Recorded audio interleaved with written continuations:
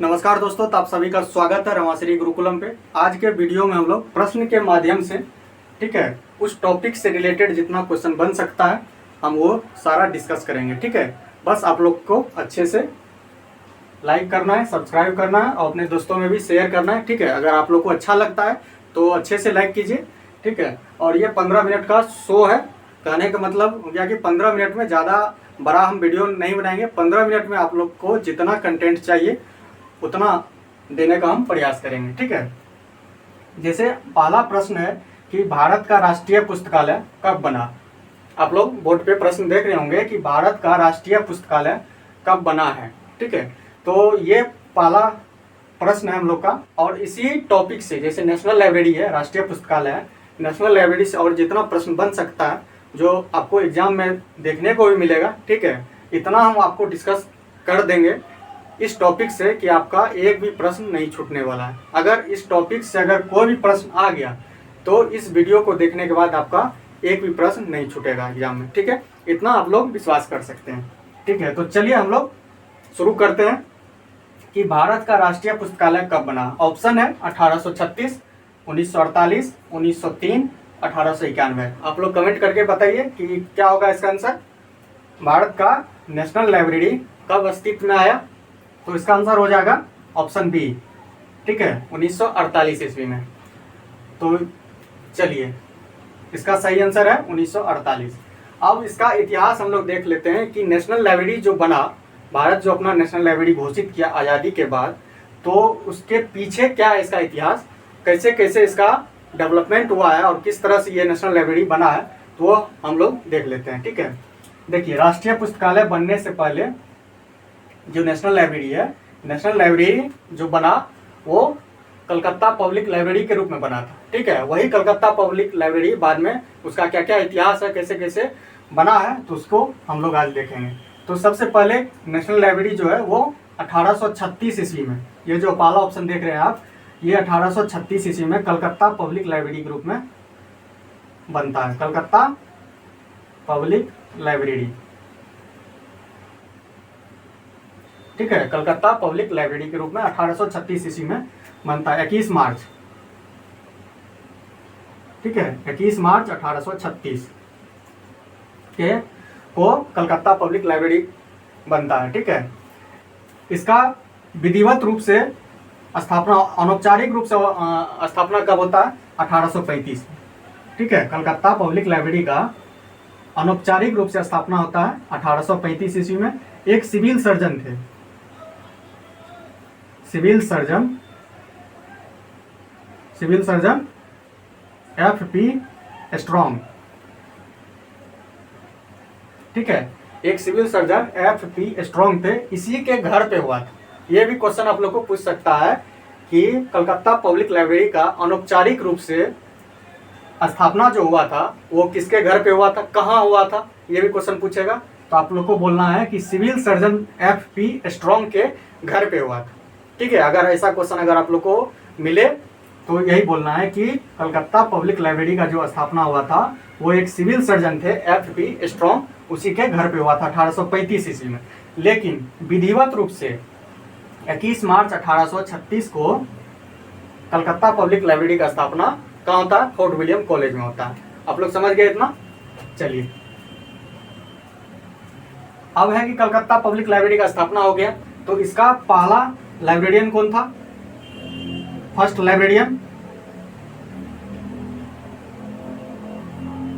Librarian था W.H. Stacy. ठीक है, W.H. स्टेसी। ठीक है, और असिस्टेंट लाइब्रेरियन कौन था, असिस्टेंट लाइब्रेरियन तो प्यारे चंद मित्र। ठीक है, Pyare Chand Mitra. First librarian W.H. Stacy और असिस्टेंट लाइब्रेरियन था प्यारे चंद मित्र। ठीक है, कलकत्ता पब्लिक लाइब्रेरी के पहला स्वायत्त अधिकारी या उसका फर्स्ट मालिक कौन था, फर्स्ट मालिक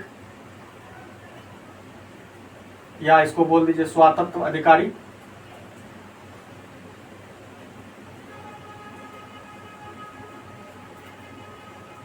द्वारिकानाथ टैगोर, द्वारिकानाथ टैगोर।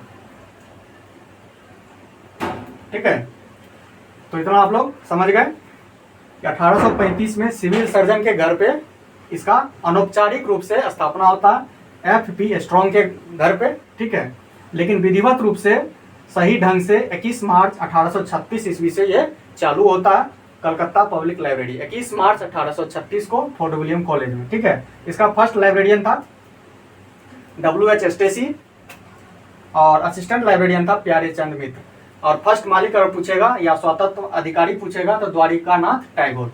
तो ये था कलकत्ता पब्लिक लाइब्रेरी। ठीक है, तो यही है राष्ट्रीय पुस्तकालय, पहले किस नाम से जाना जाता था? Calcutta public library. ठीक है, पहले कलकत्ता पब्लिक लाइब्रेरी के रूप में इसका स्थापना होता है, वही आगे चल के नेशनल लाइब्रेरी हम लोग का बनता है। तो इतना आप लोग समझ गए। तो चलिए इसके बाद है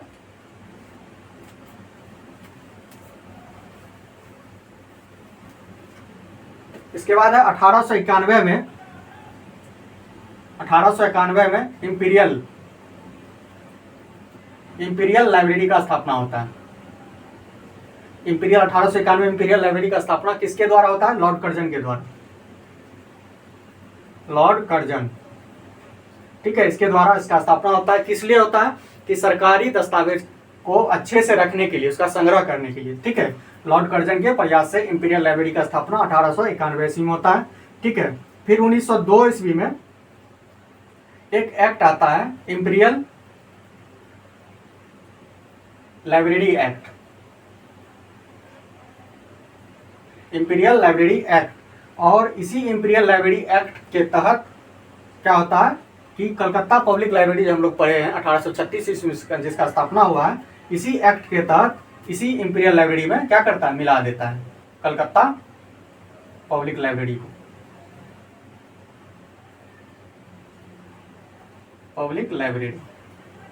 ठीक है, मर्ज कर देता है 1902 के इंपीरियल लाइब्रेरी एक्ट के तहत। ठीक है, उसके बाद जनता के लिए कब खोला जाता है?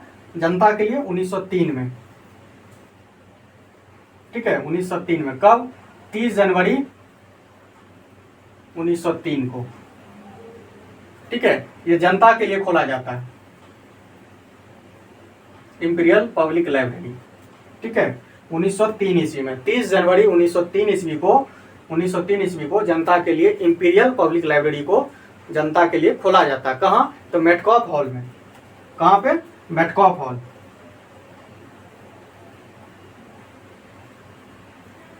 Metcalfe hall Calcutta. ठीक है, कहाँ खोला जाता है? मेटकॉफ हॉल में। कितना आप लोग समझ गए? अब है कि इंपीरियल लाइब्रेरी का स्थापना हो गया, इसका मर्ज भी हो गया। देख लिया। अब इंपीरियल लाइब्रेरी के जो पहला लाइब्रेरियन था, फर्स्ट लाइब्रेरियन जॉन मैकफार्लेन था, जॉन मैकफार्लेन। ठीक है, फर्स्ट लाइब्रेरियन जॉन मैकफार्लेन था। किसका? इंपीरियल लाइब्रेरी का। आप लोग अच्छे से नोट्स बना लेंगे। ठीक है, अच्छे से अपने भाषा में नोट्स बना लेंगे ताकि आपको रिवीजन में दिक्कत नहीं हो। ठीक है, तो अगर इंपीरियल लाइब्रेरी का पहला लाइब्रेरियन पूछे तो जॉन मैकफार्लेन है। अगर भारतीय लाइब्रेरियन पूछे इंपीरियल लाइब्रेरियन का इंपीरियल लाइब्रेरी का तो हो जाएगा हरिनाथ डे। हरिनाथ डे। इसका क्या है? कब से कब तक है? 1907 से लेकर 1911 ईस्वी तक ये हरिनाथ डे इंपीरियल लाइब्रेरी के लाइब्रेरियन बनते हैं। ठीक है, जॉन मैकफार्लेन कब बनते हैं? 1901 में।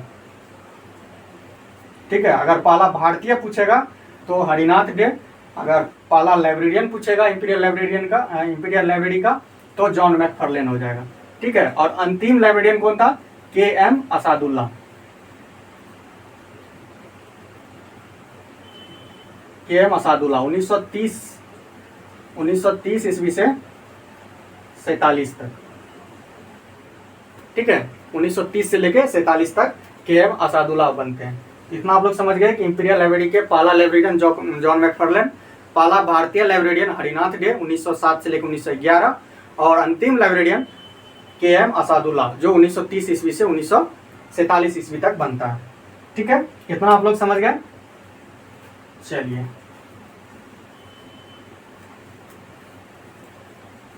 आप लोग अच्छे से नोट्स बना लेंगे ताकि नोट्स अपना से बना हुआ रहता है अपना हैंड रिटेन, तो वो ज़्यादा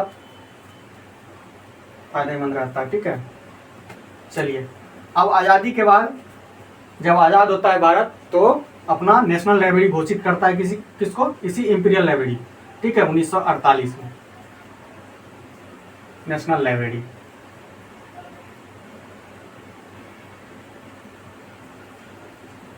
ठीक है, 1948 ईस्वी में इंपीरियल लाइब्रेरी को नेशनल लाइब्रेरी घोषित करता है। तो कौन सा एक्ट के तहत, ये भी क्वेश्चन पूछता है कि किस एक्ट के तहत नेशनल लाइब्रेरी घोषित करता है। तो 1948 में ही आया था change of name act, change of name act. इसी एक्ट के तहत इंपीरियल लाइब्रेरी को नेशनल लाइब्रेरी घोषित किया जाता है। अब नेशनल लाइब्रेरी का स्थापना हो गया, बन गया, तो इसका फर्स्ट लाइब्रेरियन कौन था? First librarian B.S. Keshwant,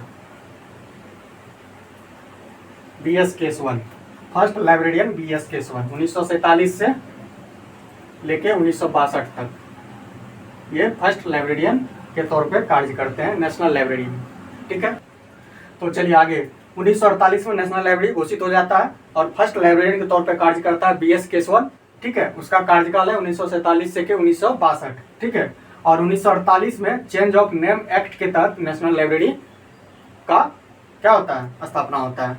imperial library को नेशनल लाइब्रेरी घोषित किया जाता है चेंज ऑफ नेम एक्ट के तहत। ठीक है, इतना आप लोग समझ गए। अब है कि नेशनल लाइब्रेरी खुलता कितना दिन है, तो 362 दिन पूछेगा, तो 362 दिन। ठीक है, और 3 दिन छुट्टी रहता है, 3 दिन छुट्टी रहता है। एक 15 अगस्त हो गया, दूसरा हो गया 26 जनवरी और 2 अक्टूबर। ये मतलब ये 3 दिन ही सिर्फ बंद रहता है, 362 दिन खुला हुआ रहता है। ठीक है, कितना एकड़ में फैला हुआ है? 30 एकड़ में फैला हुआ है, बहुत बड़ा है। ठीक है, 30 एकड़ में फैला हुआ है नेशनल लाइब्रेरी। चलिए आगे है, नेशनल लाइब्रेरी के पहला डायरेक्टर कौन है?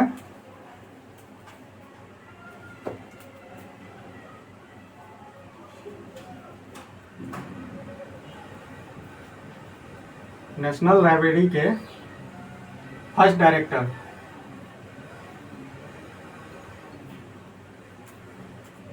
कौन है? R.K. दास गुप्ता।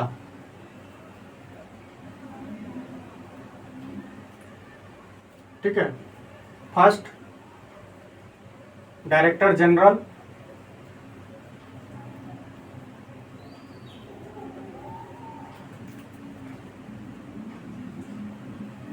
प्रोफेसर स्वपन चौधरी चक्रवर्ती, स्वपन चक्रवर्ती। ठीक है, और वर्तमान में कौन है अभी? Director general Ajay Pratap Singh.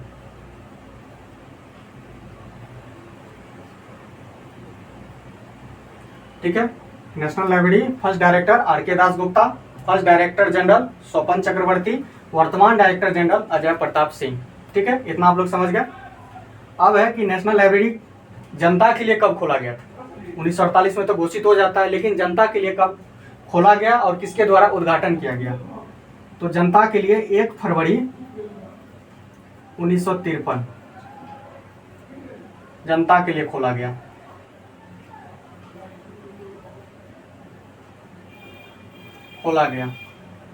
ठीक है, किसके द्वारा? तत्कालीन शिक्षा मंत्री कौन थे? मौलाना अबुल कलाम आजाद।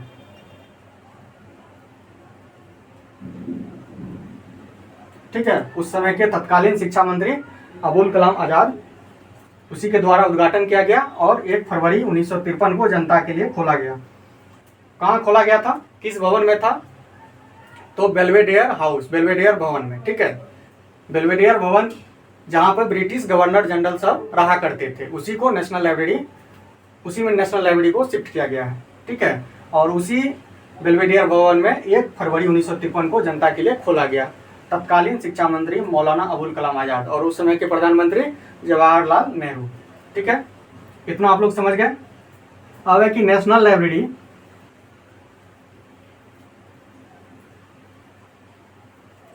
किस मंत्रालय के अंतर्गत आता है? संस्कृति मंत्रालय। ठीक है, संस्कृति मंत्रालय, ministry of culture, ministry of culture. ठीक है, संस्कृति मंत्रालय के अंतर्गत आता है नेशनल लाइब्रेरी। ठीक है, इसके मंत्री कौन है अभी? गजेंद्र सिंह शेखावत।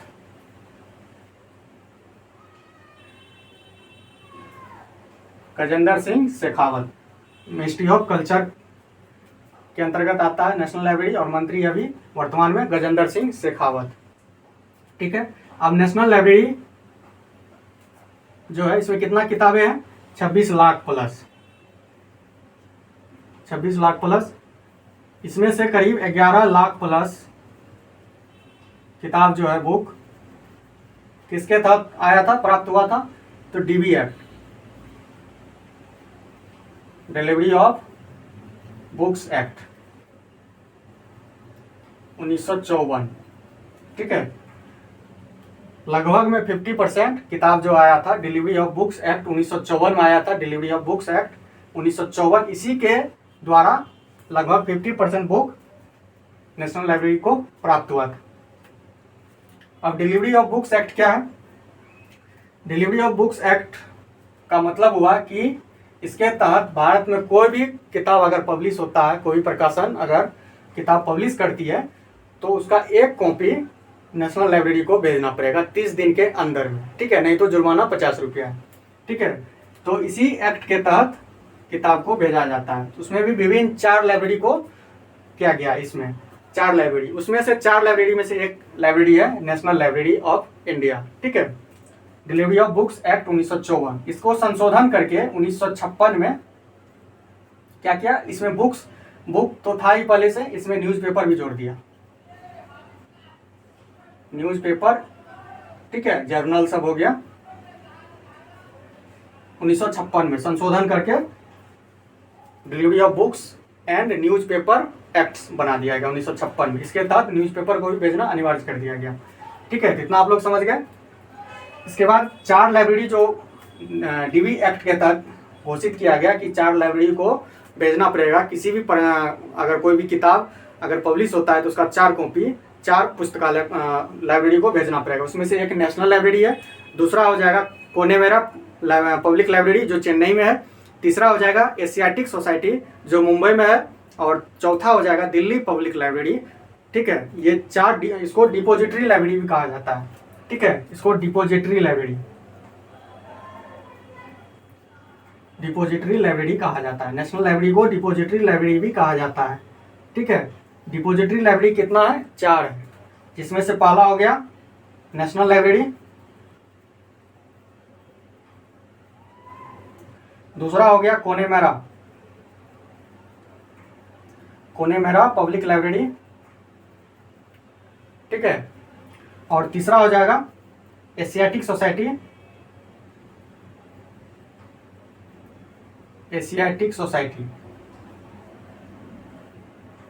मुंबई। ठीक है, चौथा हो जाएगा दिल्ली पब्लिक लाइब्रेरी।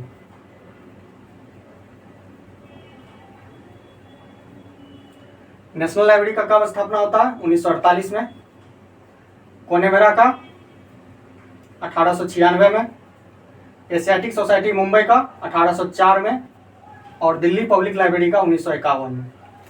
ठीक है, इतना आप लोग समझ गए। ये चारों डिपोजिटरी लाइब्रेरी है। इसी चारों लाइब्रेरी को कोई भी किताब अगर पब्लिश होता है भारत में तो 4 कॉपी इसी 4 लाइब्रेरी को भेजना पड़ेगा। ठीक है, इतना आप लोग समझ गए। चलिए आगे देखते हैं।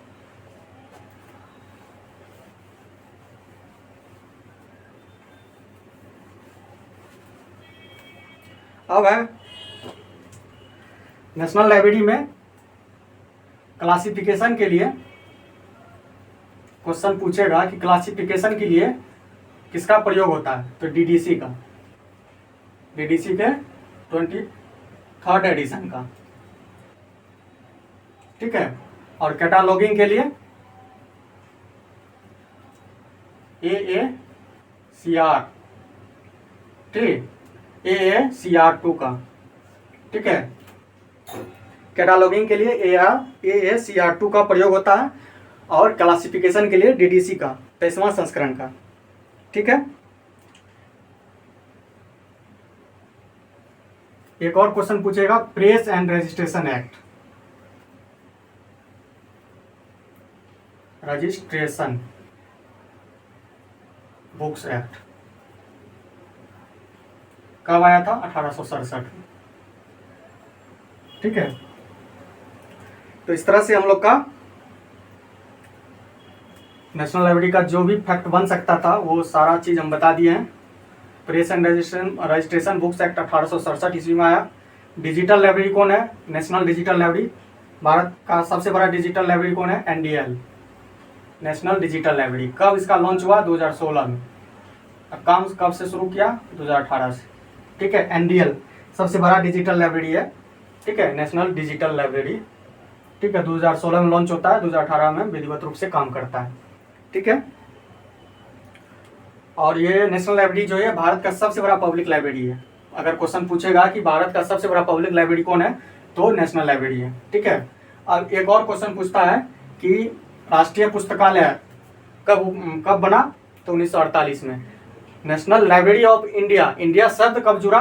तो 1976 के एक्ट के तहत, 1976 एक्ट के तहत इंडिया शब्द जुड़ा, ठीक है। उसके बाद क्या हो गया? नेशनल लाइब्रेरी ऑफ इंडिया,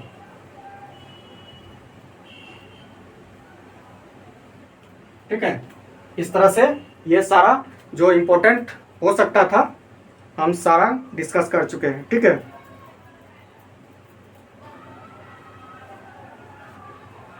एक और क्वेश्चन पूछेगा कि इंपीरियल लाइब्रेरी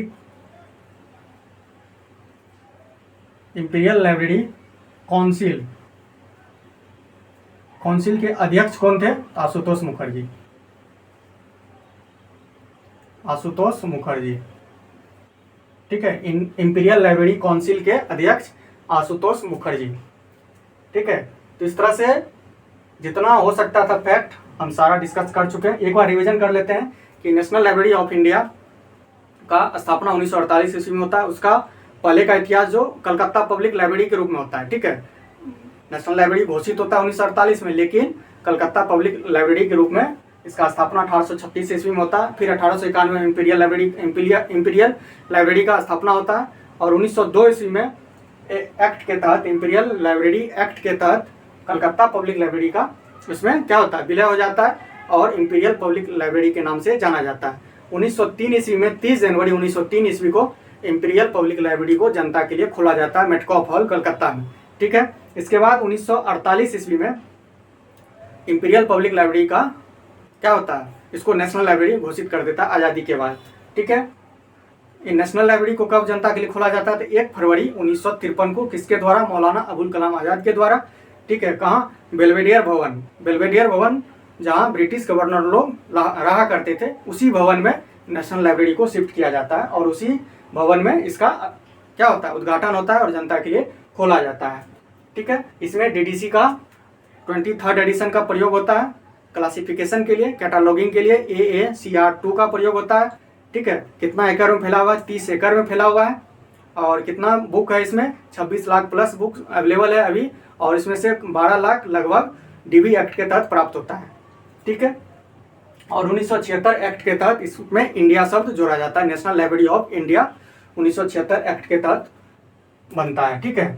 तो इस तरह से हम लोग का जो भी क्वेश्चन था इससे रिलेटेड, नेशनल लाइब्रेरी से रिलेटेड सारा प्रश्न हम डिस्कशन कर लिए हैं, ठीक है, डिस्कस कर लिए। आप लोग क्या करेंगे? इसको अच्छे से अपने हैंड राइटिंग में अच्छे से नोट्स बना लेंगे अपने भाषा में, ठीक है। इससे क्या होगा कि आपको याद हो जाएगा। अपने खुद से अगर नोट्स बनाते हैं तो वो याद हो जाता है ज़्यादा दिन के लिए, ठीक है। और इतना तो जरूर है कि नेशनल लाइब्रेरी से अगर कोई भी क्वेश्चन अगर पूछेगा तो आपका एक भी क्वेश्चन नहीं छूटेगा। हम सारा प्रश्न आपको डिस्कस कर दिए हैं, ठीक है। तो चलिए मिलते हैं फिर से नए वीडियो में, तब तक के लिए जय हिंद।